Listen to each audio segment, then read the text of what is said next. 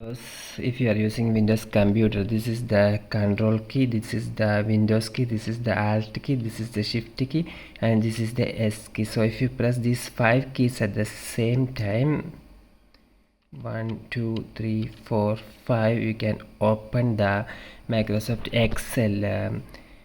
So you can press these 5 keys at the same time. That is, let's press this shift key, control key, then there is press this control key, Windows key, alt key, shift key, and also you must press this S key.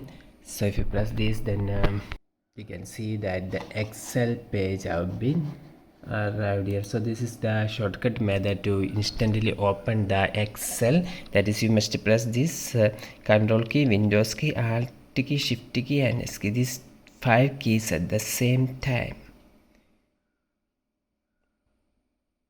Hope this video helps you. For more videos you can subscribe. Thank you.